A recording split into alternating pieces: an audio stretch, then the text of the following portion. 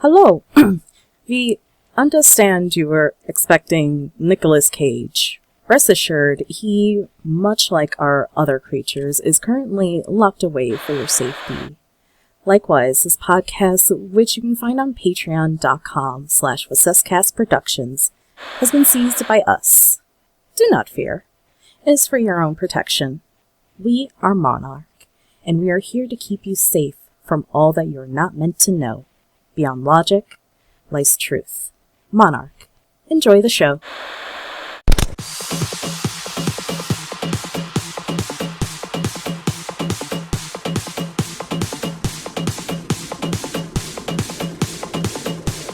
Welcome back to the After Credits Cast, the only film podcast to successfully adapt The Orchid Thief to a podcast format. In your face, Nick Cage, we've done it again. Today I am your host, Aaron Waseska, and I'm joined by Ryan Metters. Hi Ryan, how you doing? Pretty good. Awesome. Well, we'll be discussing, what? I have this weird envelope on my desk. Did you put this here, Ryan? My man, I am way away from you. How could I do this? I mean, you have your people, I've got my people. I didn't know if I got... It says top secret on there. You're not supposed to talk about my people. Yeah, well, it says top secret on it. There's a big M. It's a little weird. I don't remember that I've ever seen this before. Oh, I think that was one of the papers that I was shuffling around. No need to worry about that. Holy shit! Nicole, what are you doing here? Yeah. What? I was sitting right here. You didn't see me? No, I didn't. I was busy transfixed by this top secret folder. Oh, I figured Ryan wouldn't see me. Like, I high-fived him when I came in. Did what? Yeah. Like, we were talking about you. We were talking about how your day was and the weekend. Like, yeah, and you're coming to my barbecue? The barbecue. Yeah, the barbecue, man. Come on. Yeah, the barbecue. How right, could you you're forget? right. It was like 10 minutes ago. You know what? Smooth brain. Sorry, my bad. Smooth brain do go burr. To a barbecue. It's because you're all the way in Iowa. I know, but it's so sad. Okay, we'll zoom you in. Okay, I appreciate that. Save some potato salad. Okay. So I guess we have a group of three here today, which is nice. Classic three-way. A classic three-way. Wow. You can follow us on the platforms we always talk about. YouTube, Patreon, Acast, Apple Podcast. I don't know what Google Play has turned into anymore. It's something, probably. Go find it. Ever shifting, ever forming. The ever transforming Google Play. iHeartRadio, Stitcher, TuneIn, Podcast Addict. I think Podbean's one of them. Google us, you'll find us. Just not on Google Play. It doesn't exist anymore. The episode, the intro to the episode, according to this script I got in front of me here that just came out of nowhere, is Redacted by the Dropzilla mix by Trap Nation. Huh? I wonder why this title is blacked out. Why is that? What? Oh no, that's just a stain. I think I spilled coffee. Okay. Well, we'll edit it in post if we know what it is. We'll figure it out. It's fine. Yeah, no, we'll fix it in post like everything else. Yeah, everything else, huh? Okay, I wonder what that's about. Yeah. What? Yeah. What? Huh? What? Ryan, No, here, just look at this shiny thing. This shiny thing. Oh, cool. So we are doing a podcast today on a movie, and I guess we will be doing whatever's in this envelope here. I guess if you guys are cool with that. Sure. Improv podcast. Sure, let's go ahead and do that. I mean, come on, we haven't done it before.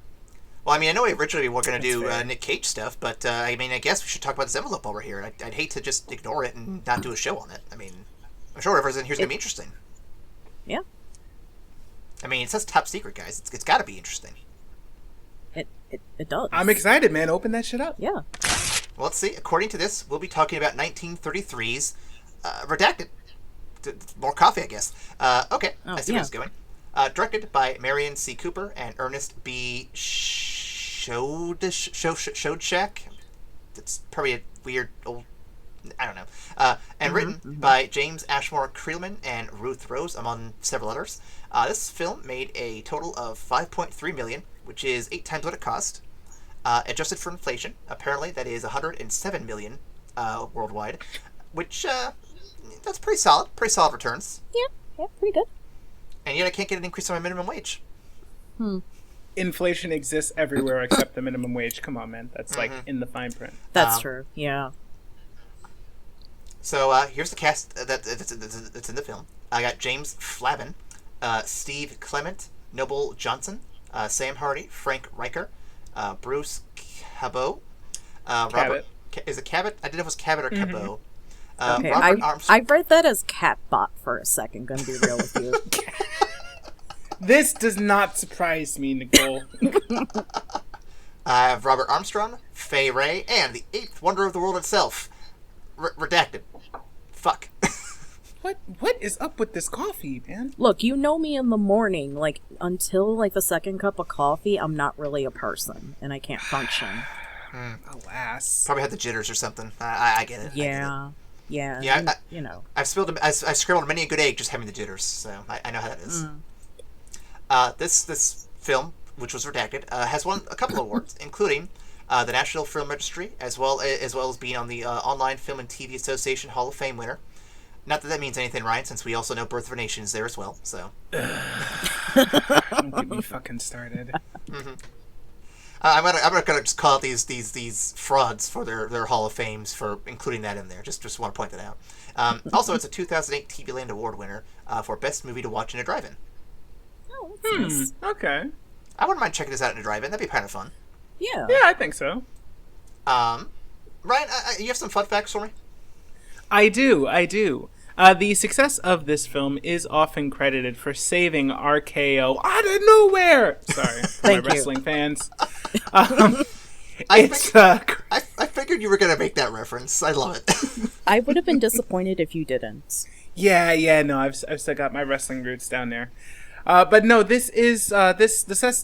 success of this film is often credited for saving RKO Pictures from bankruptcy, which makes a lot of sense because for a near 100-year-old movie, this ain't bad. I can say it's pretty ahead of its time. Well, on top of that too, it was also during the mid of the Great Depression, so yeah, everyone was struggling a little bit back then. Yeah. All right, well, next up on the fun facts, the trees and plants in the background on the stop-motion animation sets were a combination of metal models and real plants. Now, one day during filming, a flower on the miniature set bloomed without anyone noticing. The error in continuity was not mentioned until the film was developed and shown.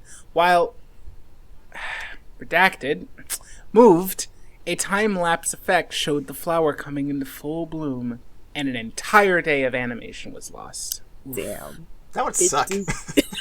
Damn. Like, can you imagine doing, like, all of the Nightmare Before Christmas movie, for example, and then just like, God. a flower bloomed in the middle of the fucking town. Gotta do it all over again. Gotta do that entire thing all over. I'd probably end it. Just be like, I can't live. Kill flower. Kill the crew, kill yourself, it's over. A flower just, like, ruined a day of work. I don't know how to feel about myself. Oh my god! This is reminding me of the Parks and Rec episode where Ben loses his job and he starts getting into claymation. Oh no! And he plays it for Chris, and it's like fucking 5 seconds long. He's like, "Oh my god! I spent a week doing this. Oh no!" I love that moment. It was just so crushing, so good. Oh my god! All right. Next up on fun facts. The giant gates in the walls of the native village can be seen on fire in Gone with the Wind, 1939, when Scarlett and Rhett leave Atlanta as it's burning. It's very interesting. Mm-hmm. Just reusing sets. I mean, gotta recoup those monies. When you're on a budget, you gotta. Yeah. Yep. All right, final fun fact for this one. Marion C. Cooper had been a wrestler as a youth, and Willis H. O'Brien had several amateur boxing matches. This experience is evident in Redacted's fight with prehistoric genetic anomaly. Coffee. Wow. We gotta ban coffee I from drink the office. a lot of coffee, alright? Damn it, Nicole. Redacted puts his left paw up to guard his face as a boxer would do, and as he hits the other creature with the right cross. Redacted, God fucking damn it. Redacted also uses well-known wrestling moves, Trip Out and Snapmare during the fight. Really? The whole page, Nicole? Redacted finally wins by climbing on the prehistoric chicken's shoulders and pulling its jaws apart. The move would be later popularized as the Rocca Ride by professional wrestler Angelino Rocca in the 1940s. Hey, Aaron. You know, they have a lot of fun ways to not say dinosaur in this script. Hey, Aaron. I spilled coffee in that section just to piss him off. She knows me too well. Somehow, I am not surprised. Well, we'll do some initial thoughts here real quick. So, I don't know what I'm even allowed to say, given the weird censorship happening here, but I will say that for the films, I will say for the film that's 90 years old, I'm very impressed with how well it holds up. Yeah.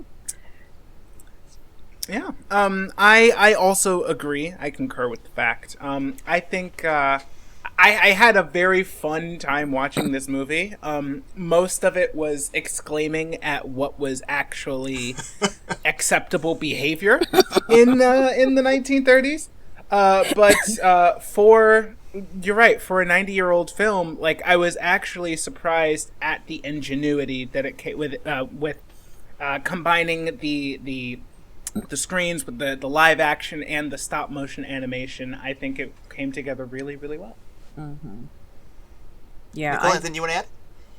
Yeah, I loved this whole thing. Like, I was pogged on my gourd the entire time. Very cool, very cool. Yeah. Well, I guess I'll continue with the script that we have here and see what they have for me in this synopsis they have pre-written for me in this thing. Yeah. Y'all ready for this? Mm-hmm. An independent film contractor seeks to find a crew to lead an expedition to an island of indigenous people in an effort to make a tell-all documentary about the government's mistreatment of native peoples. But he needs to bring a blonde girl due to equal right hiring practices. Yeah. The team sails to an island, and the natives aren't happy about this. They take the diversity hire and sacrifice her to the jungle. There she encounters nothing. She's unabducted by an embiggened Redacted and fights prehistoric monsters. These prehistoric monsters died out with Jesus, when Jesus slaughtered them before his time on the cross. And truthfully, the prehistoric creatures in evolution never existed. All a lie by the leftist media. Yep. What? True facts. Ryan, you're the church guy. You know this. The film crew saves their secretary from the non-existent danger. They also take with them one of the local creatures. Nothing unusual, but rich people love their exotic animals. It got loose when the paparazzi got a little too intense, kind of like Princess Diana, but, hairier and more rampagey. The primate in question broke loose, climbed a building, and then fell off due to excessive tiredness. Certainly no military action was needed to clear this creature from public property, and it had no offspring to seek revenge in a subsequent film.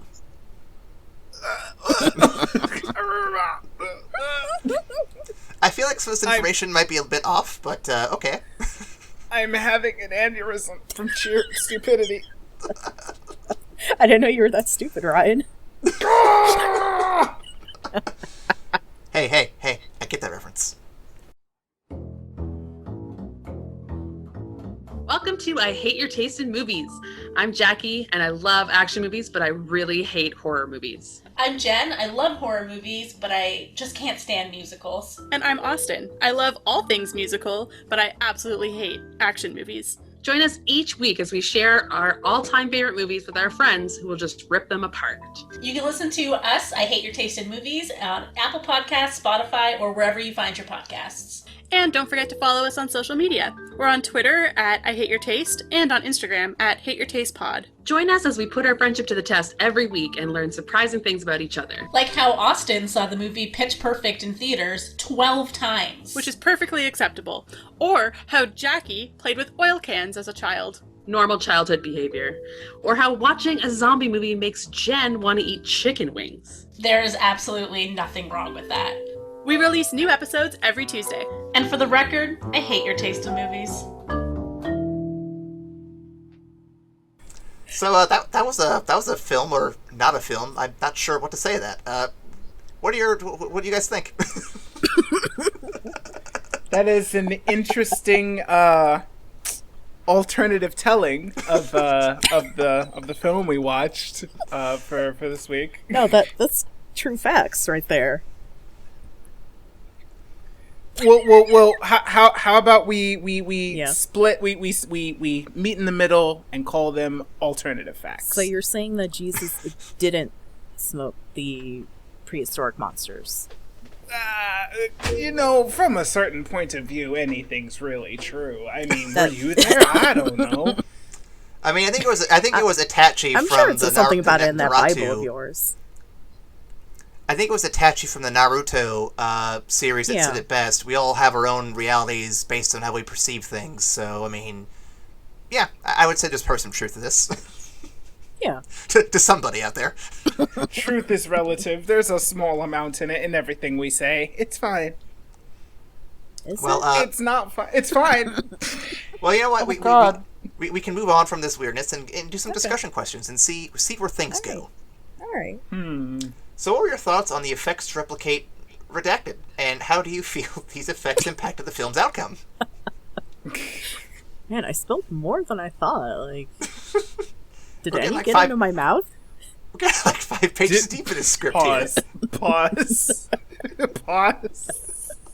Pause that shit. Okay. So for the replication of this item in question, I thought it was really good, actually.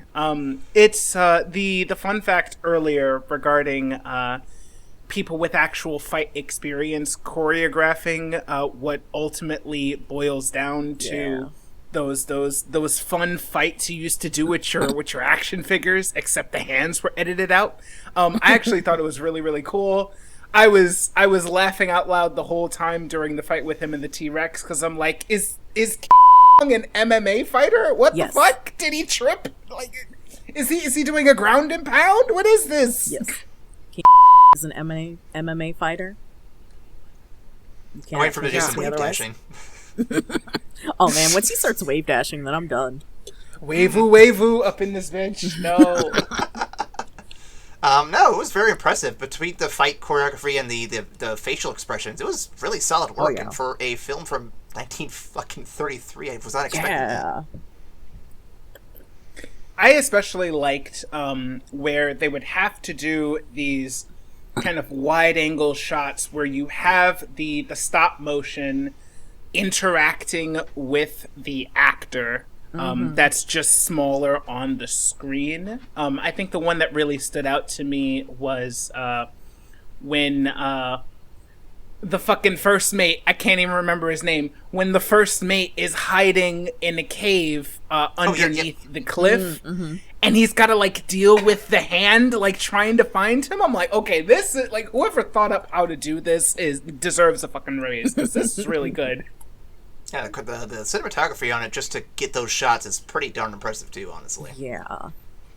My runner-up for that was was shaking them off of the tree trunk.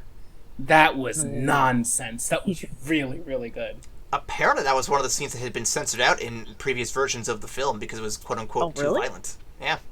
Oh. They did have people just falling to their deaths and their screams just abruptly cut short. I mean, I suppose, yeah, for the time that's violent. I mean, now it's just like, it's just another Tuesday. I'm more just kind of annoyed that scene went as long as it did. Like, you had these guys, like, falling and dropping. Like, you could have probably cut some of that down. Not out, but, like, trimmed it down so it didn't feel like it was, like, a 5-minute sequence of him just shaking a log and waiting for someone to fall off the damn thing. I was mostly just impressed with how well they managed to clip it together. Oh, yeah. I imagine they left I imagine they left in as much as they did because they wanted to show off, oh, hey, look what we just did. Mm-hmm. Yeah, I mean, when you've got effects like that, show it off. But as for, like, how this impacted films to come, I mean, the effects of this movie, you could tell transcend into all sorts of films going down the road. Like, even Star Wars, like, the stop motion for, like, the Rancor, obviously came from stuff like this. Yeah. Yeah. I can imagine it sparked a lot of filmmakers' imaginations with, like, the concept of, like, what actually is possible in film.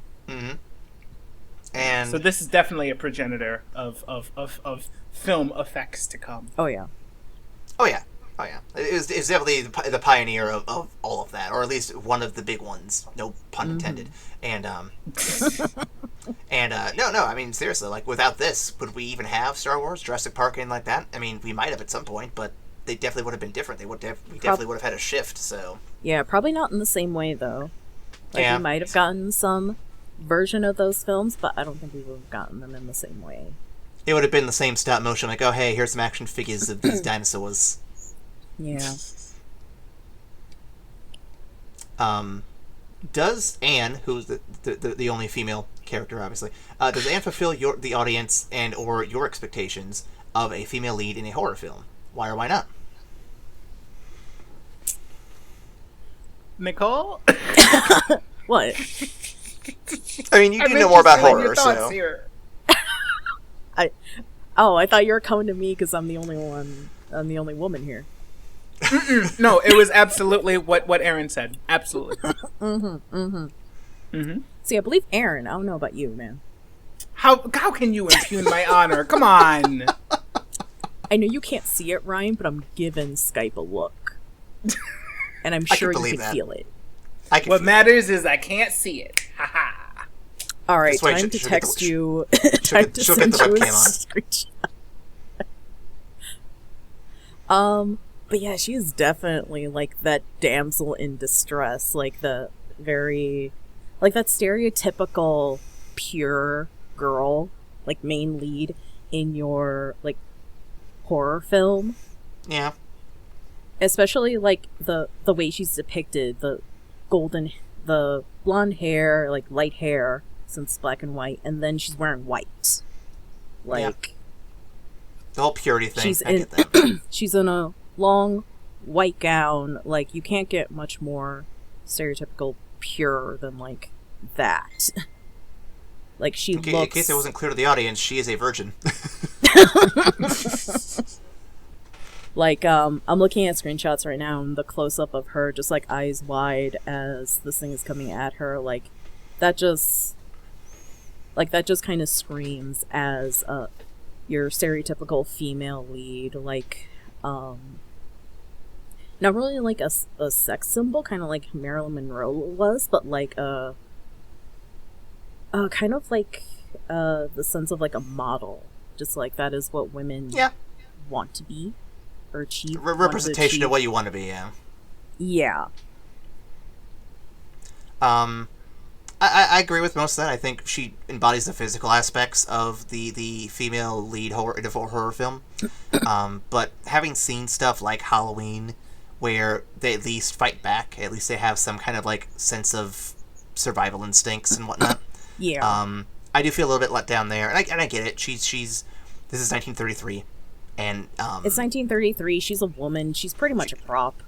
Yeah, that's unfortunate. Yeah. And I know I made a case about that last week when we talked about Coming to America. But like, this is obviously to a full extreme, not just hey, there are prizes to be won. Like, no, they are literal props here. Yeah, she is a literal prize that he is fighting to keep. And I don't want to necessarily excuse this because, yes, it this is something we should have moved on from, but at the same time, it's like, this is 1933 when film is just getting started. It's really hard to say that they should have had equal rights then, or focused on the equal rights representation in films when, like, they're just starting to make the film itself. Yeah.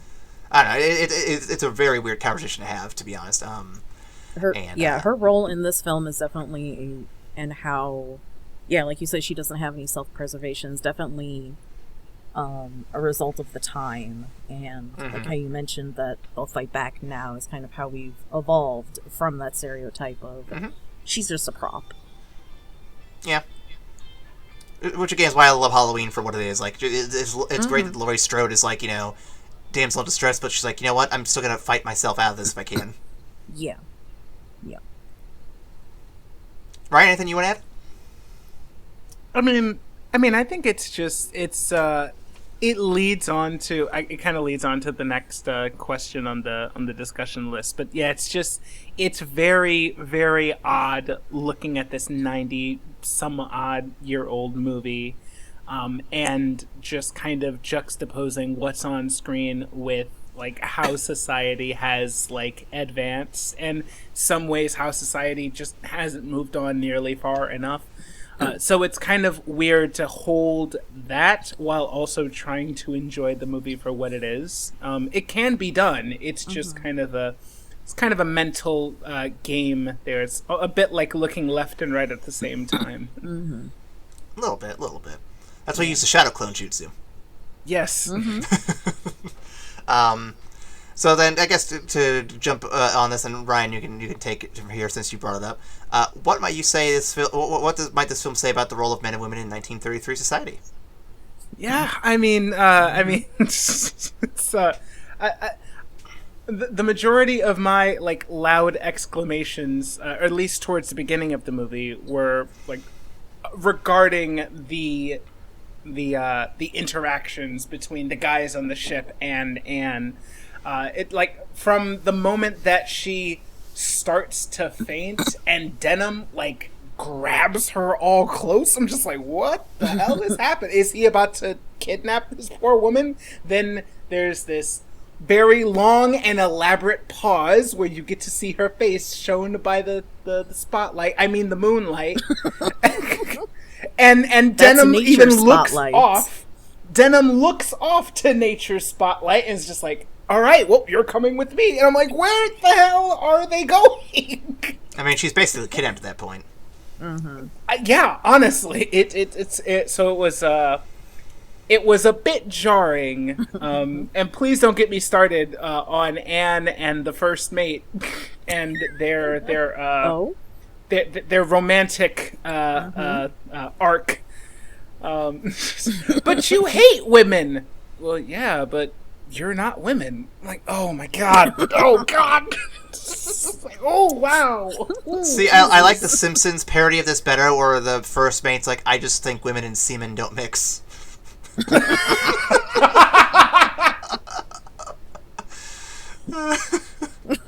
Oh man. We know what you think. Yeah. We know what you think, Spinners. We know. But yeah, like hyper patriarchal women exists as plot to drive the narrative. It's a fight between men and beast for the pretty white girl, and it's just like there's a whole bunch of nonsense embedded in all of that. So it was very clear cut that this was almost a century ago. Yeah, I mean, I'm glancing through the questions over your shoulder here, Aaron, but Oh, yep. yeah, we're gonna talk about the whole like racial undertones. Oh boy, that are here. Yeah, we can hit that up real quick since we're kind of in this whole like social. Yeah, thing. Since we're in the whole like. So society. I guess in the film, and since we do have a tribe of natives that are all black, and we're in the stereotypical. I guess that's stereotypical. The racist. Very racist. Tribal markings and whatnot. Oh yeah. I don't know. How old do you want to address that part? Other than just wow. Just wow, yeah. But also, yeah, that'd be the 1930s. It especially hit me in the face when he's like, when they were like, he was a god in his country, but now we'll teach him fear. And I'm like, oh shit, yeah. Okay, that's a whole line that you just said there. Yeah, that's like, supposed to be a reference to the slavery thing. I think no, so. Of course not. Yeah, man. But I only thought of that right now, like Ryan, as you were talking about, like man trying to keep the pretty woman away from nature. Also, like, there's also all the racial undertones that King Kong is a black man, and they're trying to keep the pretty white woman away from the black men. Yep. Yeah, I kind of got that vibe as we were talking a little bit. Yeah, so I figured we might as well just mention the big elephant in the room. Because he's not going away until then. Definitely. Well, you could even like look at it from like I think it's interesting that the movie does a lot to kind of take all of the blame of what happens off of Denham and the crew. Yeah. Because they go to meet the natives, and the natives are like, "You're in our land. You're interrupting a ceremony. Please leave." And they're like, "Okay, we'll come back tomorrow to make friends and to make peace." And then the natives just straight up steal this white lady off the boat. So it's like, oh, well, they have to go after Kong. They just have to now. They have to, because we came to this with the best intentions. Yeah. And then we were betrayed. So we obviously have to shoot them all Huge and completely air quotes disrupt their whole around shit. betrayed. Yeah, betrayed implies there's an alliance to start with. Yeah. Yeah. Like, they took the woman, which was our property. We gotta, like, shoot them now. That's... Yeah, obviously. Well, there's something else I noticed, too. Theft. Even with it being a black and white film, Ryan, I remember last week when we talked about Coming to America, and I hate that we were referencing that so much in this discussion, because this is not a positive spin. But last week we talked about the concept of black women and how those who have quote-unquote fairer skin are, treated as if they are quote-unquote more white and thus more desirable or something like that. Yeah. And then I remember in this film, wasn't the girl they were originally going to sacrifice a fairly fairer-skinned black woman? Oh, yeah. Yeah. Yeah. And I'm like, oh. In fact, and that's even driven that's even driven further home by the fact that they first offer 6 of their native women for the golden woman. Mm-hmm. Yeah. Yeah. Oof. Yeah. I mean, if you guys are offering that trade, I could take 6 women. That's fine. Bro, you're married. Oh, I'm Can't married. take that I know. offer anymore. I know. Ryan can take that offer. I can't handle 6 women. I can't. That's true. I'm just gonna let it be known. All To right, be fine. fair, Ryan, I couldn't either, but I'm looking at it this way. That's fucking game night every night then. All right, fine. I'll take the 6 women then. Nicole will treat him right. I'll treat Yeah, them right. She'd I actually treat feed a him. lady right.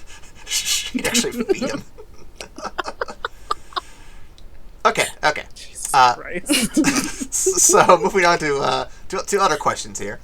How is this comparable to the often mentioned Beauty and the Beast fairy tale? And did Beauty really kill the Beast, and how? No. See, I'm only familiar with Disney's version of Beauty and the Beast. So, is anybody else familiar with the original fairy tale and how it plays out? I know I've read it before. Go I ahead, assume I'm Nicole thinking. would, since she's. I assume Nicole has, because she's doing the whole learning German thing. I think it's originally a German story, isn't it? See, there's a lot of... I'm actually in a German fairy tales class. So, see? yeah. I don't think we've gotten to that one, because there's a lot of, for the first edition of how Grimm fairy tales they wanted to be, they wanted to keep, the German identity, and, from what I know of Beauty and the Beast, it's, a French, background. Oh, you're right. No, it is French. That's right. Yeah, and at that time when they were writing the first edition, they did not want anything French, so that got cut right away.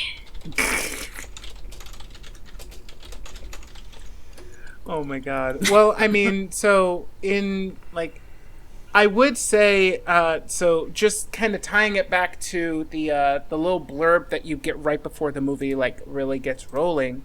It said, and then the Beast was as dead after it came across the Beauty or what have you. So not necessarily as Beauty was responsible for its death, but Beauty necessarily kind of somewhat tamed its quote-unquote savage nature, which is an interesting parable when you apply it, when you can apply it to things outside of just white women and gorillas. But I think it's it's done better in subsequent films and in subsequent renditions of King Kong, the movie, where you kind of show how Kong has this, like, bestial and savage side to him, but it's being around this person, he starts to calm and he starts to become a bit more nurturing and a little more, like, caring.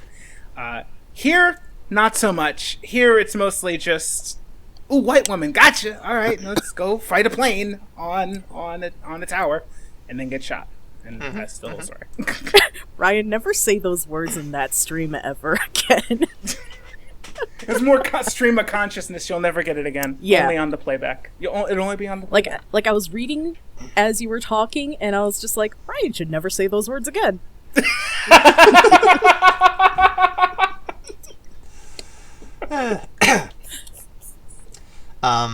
So I was trying to look up the now synopsis I want to go back and listen to it. Oh, God. I was trying to look up the synopsis of the original Beauty and the Beast as you were talking, just to kind of get something. And this synopsis is really long. I'm not going to read it because I'll be here. I'll be here for a hot minute. I did find a short synopsis of. There was a German rendition of it. I think it was in a. It was in the first edition. It was The Summer and Winter Garden von dem Sommer- und Wintergarten. And pretty much how the story goes is the daughter wanted a rose, so the dad goes over to this garden that is half eternal winter, half eternal summer, and he makes a deal with the beast.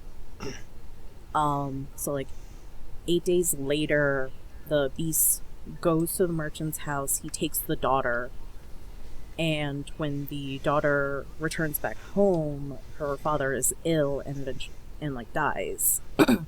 She stays for the funeral and finds the beast under a heap of cabbages, and he turns into a handsome My cabbages. He turns into a handsome prince when the daughter kind of revives him by pouring water over him. So that's how the German rendition goes. Yeah, I would say the story's 1-to-1, 100%.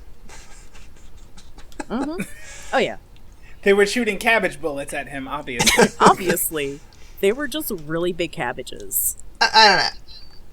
I don't know, the more we talk about it and the more I'm trying to read some of these synopses, I feel like the comparison that Denim is making is very skin deep. Like, yeah, you have you have this very monstrous beast figure, and you have this beauty woman figure, and that's kind of all there really is to it. Yeah. I mean, if there's a version of the Beauty and the Beast that this is ripping off, then by all means, I'd love someone to point it out to us. But from the bare bones stuff we're gathering here, I just don't see it. Yeah. If it's the French version that I'm not going to read the synopsis for, and I just scrolled right past, please, let us know. I mean, if you consider France a real country, of course, yeah. Wait, France is the country? Yeah. Who let them have a country? I mean, probably the Germans. They've never felt sorry for them. Nah, that doesn't sound right. Oh, right. It would have been the Prussians, because Germany was not a thing until after France. Yeah, damn Prussians. Yeah. History knowledge. Boom, there you go. Speaking of history knowledge, this film was released during the Great Depression, prior to World War II. How do you feel the events of those events contributed to this film's creation and its narrative? I think with all the oh, go ahead, Ryan. No, go. I was gonna say with all the effects that were kind of state of the art for that time, and the animation, for that audience who was seeing it for that time, they didn't have to deal with all that bullshit going around with the Great Depression, the end of World War I, World War II coming up. The shit's just kind of fucked. And it was just a way, for another movie that we're gonna talk about, it was an escape. Yeah, that is exactly what I was gonna say. It seems evident to me that the primary nature of this movie is to get people as far away from their daily monotony and just the fucking world falling down around their ears. Like, they just wanted to get them out of that for a while. Like, problematic overtones of this movie aside, I think it does that really, really well. I think it captures the imagination. It kind of, like, gets you out of it. It commands your attention, whether it be that you're just really caught up in the action or that you're laughing at it. Like, I'm not paying really attention to anything else other than this movie. So I think it was a huge success for that reason alone. Very fair, very fair. How does Mr. Denham's view of Redacted, what is Mr. Denham's view of Redacted, and what is your personal reaction to Mr. Denham's character and actions? Denham's a piece of shit, man. I'm sorry. He's just an asshole. Oh my god. Alright, so I pulled up a picture of him, and it's just like a little profile pic, like what you see on a dating site. And as soon as I saw it, I'm like, oh, that's a fuckboy. Yeah, that's a 1930s fuckboy. Oh god. If there was a word for fuckboy in the 1930s, like that's him. Oh my god. Yeah. No, I mean, his main thought is on is really just on making money in terms and glorifying his name and his film company by bringing the next best thing. So I think, like, not to make it racial again, but in the opening scene where he says, I want to show a world that white men have never seen before. I'm just like, yeah. Okay, that's on the nose, but all right. Wait. Maybe I missed it. Did he actually say the words that white men have never seen before? Yes. Damn, how did I miss that? That seems... Oh, God, that hurts. That really hurts. That's very real. That sounds a little familiar. I think last time a white man said that ended in genocide? Probably. At the very least, slavery, but, you know. But yeah, no, these white men are dangerous. Yeah, if these white men are dangerous was a person, it would probably be Denham. Yeah. Yeah, I'm looking at a picture of him right now and just like, yeah, I don't trust that boy. In fact, honestly, like everything about the initial, like, meeting between them and the natives there, just, like, the way it ends with Denham kind of staring as everybody's backing up, and then he tilts his hat and, like, whistles as he walks away. I just felt that Denham was trying to figure out a way to screw them over. He was just trying to finagle it. And he was probably kind of happy that old girl got kidnapped because, like, oh, we're definitely going past those walls now. Let's get it. Oh, shit, we have an excuse to commit genocide? Hell yeah, boys, let's go. I mean, he could have just said they have WMDs back there. They could have gotten the permission then. This is the 30s, Aaron, alright? They had to get a little... They had to wait for a white man to get taken. We're not dealing with WMDs until we get to next week. Until the next history packet. What's sad is he's not wrong. Do you feel this film has a deeper meta-level commentary on film, considering it's a film about someone trying to make a film? If so, what? Filmmakers tend to be pieces of shit. I say this as a person with a degree in film. She would be the expert. She would know. Yep, I have met many a douchebag who remind me of this dude. Wow. That makes me sad. Yeah, a little bit. I mean, especially back then, they were in it for the money. Like, it's not that much different now, but like... Well, back then it was a Wild West of cinema landscape. So yeah, everyone was out there for money. Nowadays, people are out there. There are more people out there for the art of it because you have that kind of wiggle room for it. Yeah. Well, especially with indie films, like once you get to AAA, then you kind of have to search for the people who are actually like in it for the art. Sometimes. Oh, like video games. Okay, I get you. Mm-hmm. I think it's also interesting that the film kind of tries to cover that up or at least in the opening scene, but it does it in like the most sexist way possible because it starts out with Denham resenting the fact that he has to have a female lead in the movie in the first place. And he plays it off by saying, "I want to make the best movie that no one's ever seen, but every time I do it, they say, "Oh, if it had romance, then it would make twice as much money." Well, fine. If I have to get a pretty girl to put on the face of this, then I'll fucking do it. Amen. It's just like so he's trying to play it off as like, this is the sacrifice I will make for my art. Mm-hmm. I have to include women. I'm like, oh my god. Look, man, tits sell. He's not wrong. I mean, if anything, you need more women in your film to sell it. I mean, take out the dudes. You have too many dudes in your movie. Yeah, take them all out. Women only. Well, now leave one. We need one of them to be the bitch. Okay, we'll leave one, but all the tits out. Including the men. Especially the men. No shirts, only skins. Exactly. How would the events of this film have been changed if it took place in 2020? Oh boy.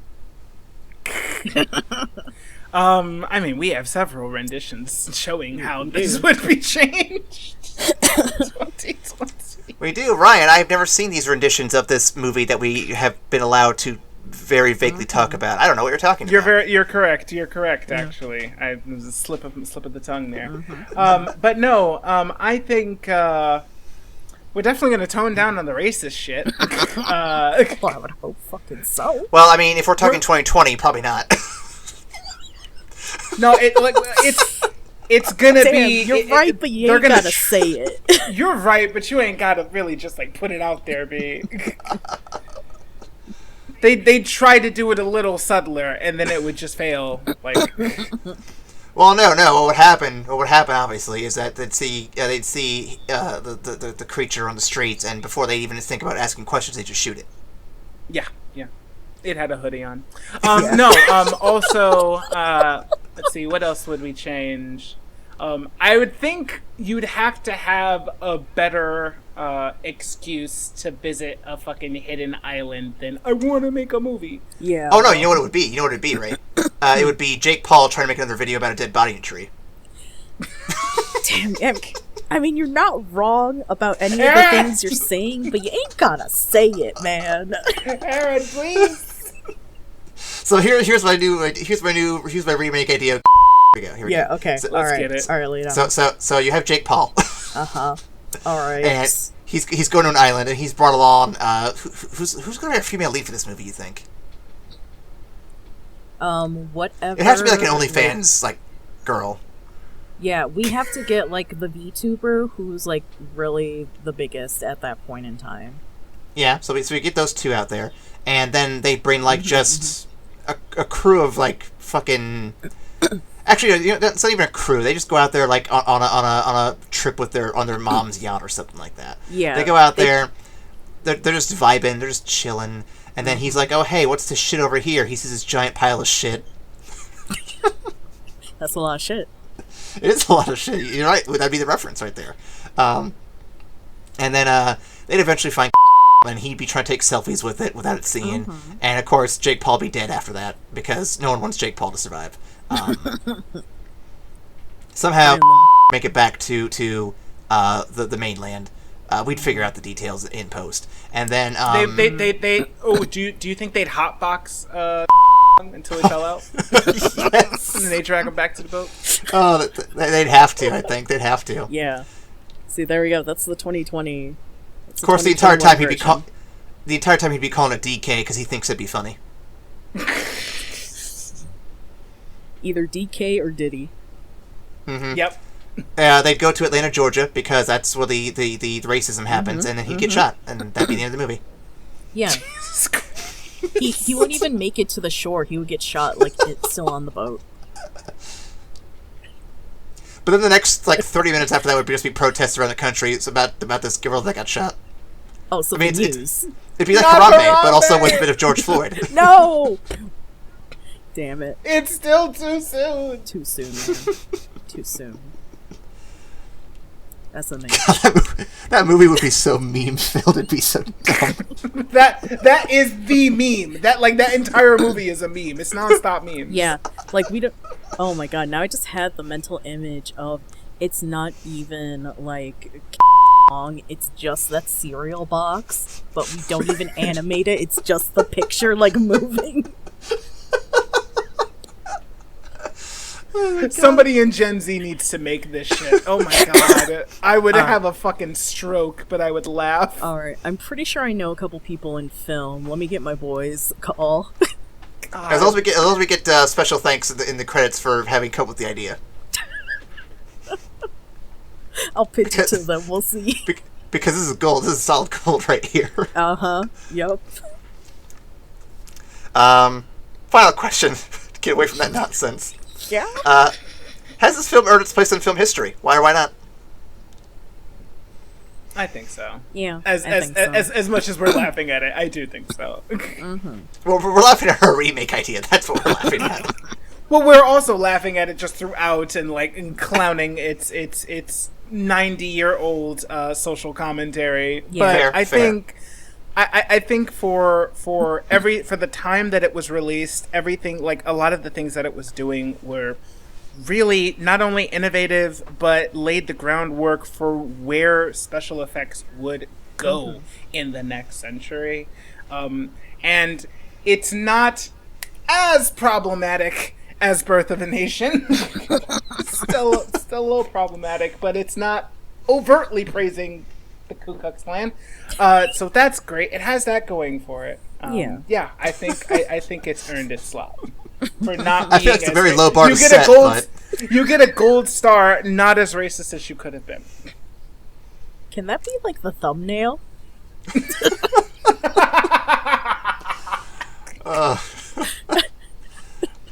Ryan just giving the movie a gold star, just not as racist as it could have been. I'm wondering how many times we can reference Birth of a Nation before we're just required to do it.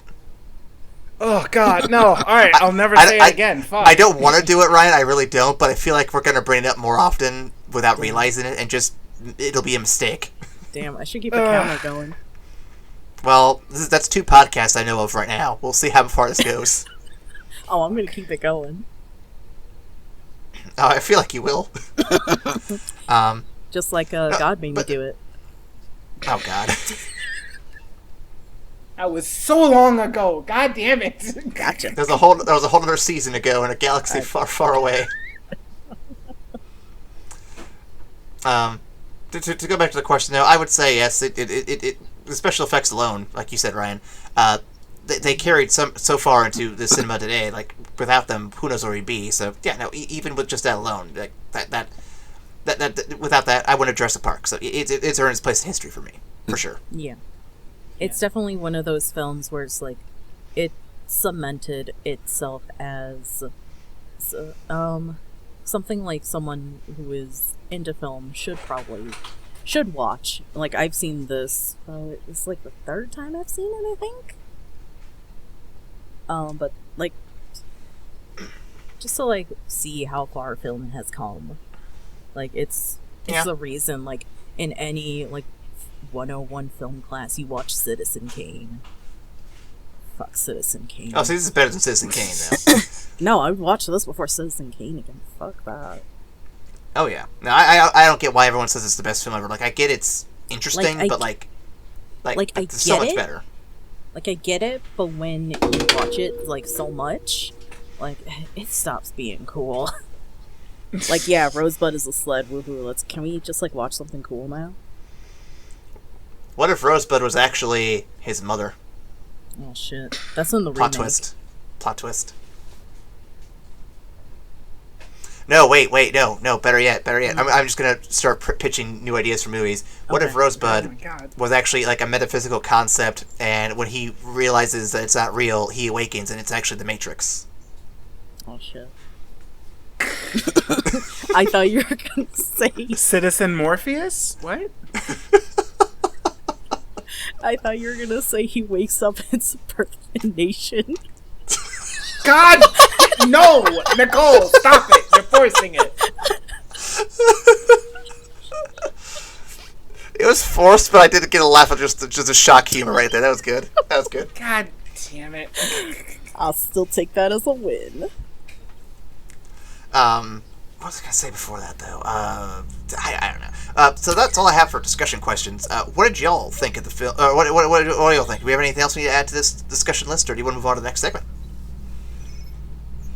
I think the next segment's good. Yeah, I think. Yeah. All right. Well, that is it for discussions. We can move on to the mail call. If you have questions, comments, or concerns, or if you want to tell us why you think our scripts are getting covered in coffee, be sure to let us know at our Tumblr, Twitter, or Facebook, or our email. Ryan, what is that email? That email is redacted? What the fuck? Nicole, What? God damn it. Luckily, I know this one by heart. Sorry. It's evacstation@gmail.com. Indeed. We come to the part where we rank the film from platinum to trash, all the colors in between. Ryan, well, actually no, we'll go to Nicole first, our guest. Nicole, what would you rank? What would you rank this mysterious redacted film in? So I'm gonna give Redacted, I think, I'm gonna give it like 2.5 genocides. Oh my god! How did I forget it was gonna happen? Bruh, how do you forget every time I'm on the show? Oh, fuck. I still thought I forgot. I just didn't know what direction you were going to take it. I'm over here like, okay, so what am I, well, I mean, she gets the silver, bronze, genocide. God damn it. Bruh, I've You know what? That's my fault. That's my fault. That's on you. I fucked up. Yeah, that's on me. That's on you. Ryan, I expected different, and that's my fault. Ryan, what would you rank this movie? I want to give this movie a silver. I think it is.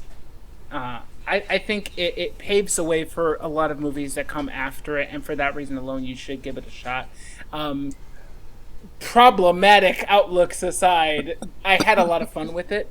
I don't think it's something that everybody has to watch, really.